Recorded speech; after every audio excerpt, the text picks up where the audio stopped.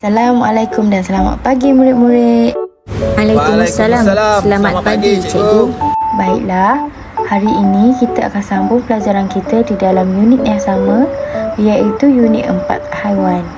Di dalam tajuk ini, kita akan mempelajari dengan lebih mendalam tentang pembiakan haiwan. Adakah kamu tahu apakah yang dimaksudkan dengan haiwan membiak? Haiwan yang mendapat anak, cikgu. Cubaan yang bagus, Faris. Membiak bermaksud menambah bilangannya. Jadi, apabila cikgu katakan haiwan membiak, ia bermaksud haiwan menambah bilangannya. Adakah kamu tahu bagaimanakah cara haiwan membiak? Melahirkan anak. Saya tahu. Bertelur, cikgu. Ya, betul. Haiwan membiak dengan dua cara. Pertama, bertelur. Contohnya katak dan nyamuk.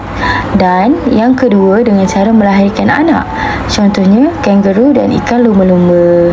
Alhamdulillah, kita sudah selesai dengan objektif pembelajaran kita yang pertama untuk unit ini. Kita akan sambung pelajaran kita pada minggu hadapan dengan objektif pembelajaran yang kedua dan ketiga. Kita akan mempelajari dan mengenal pasti haiwan yang bertelur sedikit dan bertelur banyak. Kita juga akan mengenal pasti haiwan yang melahirkan anak sedikit dan haiwan yang melahirkan anak banyak. Sebelum itu, cikgu ada sedikit kejutan untuk awak semua.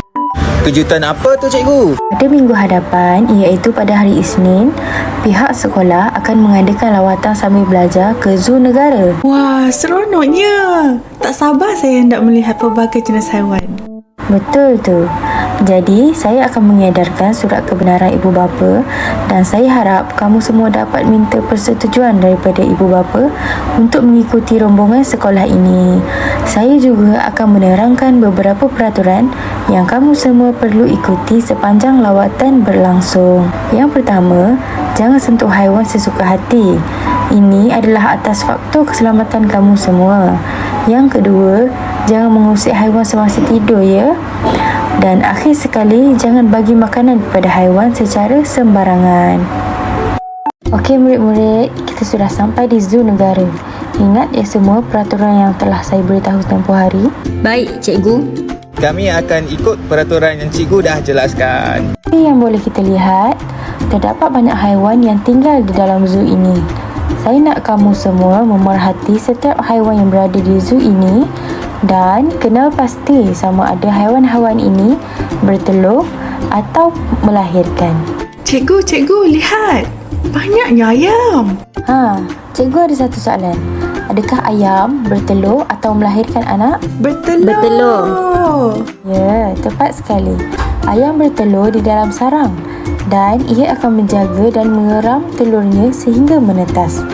Telur haiwan boleh menjadi makanan kepada haiwan lain.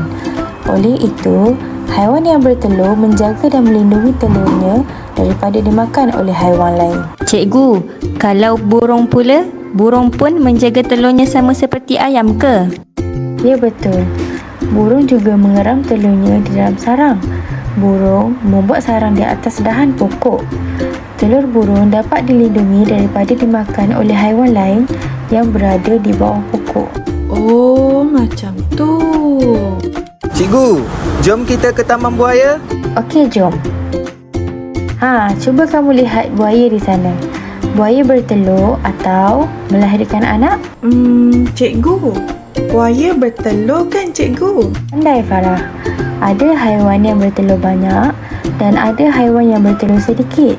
Ikan, katak dan semut bertelur banyak, manakala burung, bangau dan penguin bertelur sedikit. Sebelum kita pergi melihat haiwan yang seterusnya, dapatkah kamu mengenal pasti perbezaan antara telur yang sedikit dan telur yang banyak? Telur katak kecil, cikgu. Begitu juga dengan telur ikan. Telur ikan pun kecil. Telur buaya besar, cikgu. Ya, betul tu. Haiwan yang bertelur sedikit, kebanyakan saiz telurnya adalah besar dan bilangan telurnya mudah untuk kita kira. Manakala haiwan yang bertelur banyak pula, kita dapat perhatikan bahawa saiz telurnya lebih kecil dan bilangan telur pula susah untuk dikira kerana ianya terlalu banyak.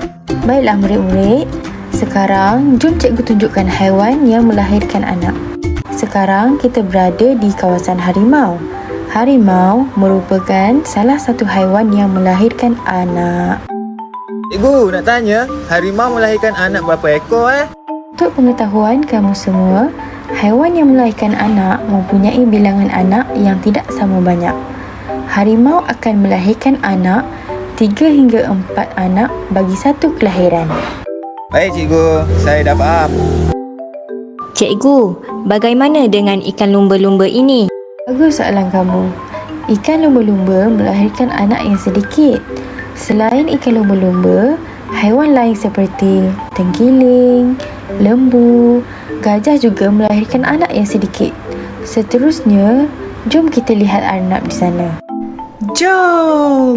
Wah, comelnya arnab-arnab ni. Cikgu, adakah arnab melahirkan anak yang banyak? Ya, betul tu. Arnab boleh melahirkan 4 hingga 12 ekor anak. Haiwan yang melahirkan anak seperti arnab ialah kucing. Kucing melahirkan anak dengan banyak. Kebiasaannya, kucing boleh melahirkan anak melebihi 5 ekor. Cikgu, kenapa saya tengok kucing saya melahirkan anak dekat tempat tersorok? Bagus soalan kamu. Kucing melahirkan anak di tempat yang tersorok dan sukar untuk diketahui. Ini adalah kerana anak-anak kucing akan terselamat daripada gangguan musuh.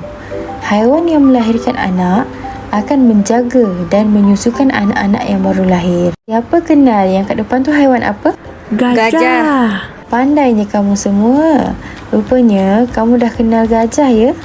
Jom kita pergi tengok gajah pula. Kawan-kawan, tengoklah gajah ni. Besarnya. Tengok belalai dia tu. Lah, anak dia pun comel. Cikgu, gajah melahirkan anak atau bertelur Gajah merupakan binatang mamalia yang melahirkan anak. Gajah hanya melahirkan seekor atau 2 ekor anak sahaja pada satu masa. Selain gajah, haiwan apa lagi yang melahirkan anak macam gajah? Contoh terdekat yang kamu semua boleh lihat adalah lembu.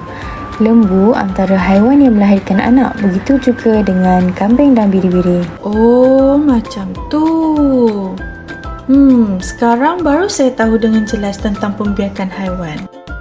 Alhamdulillah, sudah selesai juga objektif pembelajaran kita yang kedua dan ketiga melalui lawatan sambil belajar ini. Diharapkan lawatan kali ini bermanfaat untuk kamu semua. Okey, sekarang mari kita teruskan perjalanan dan melawat haiwan-haiwan yang lain.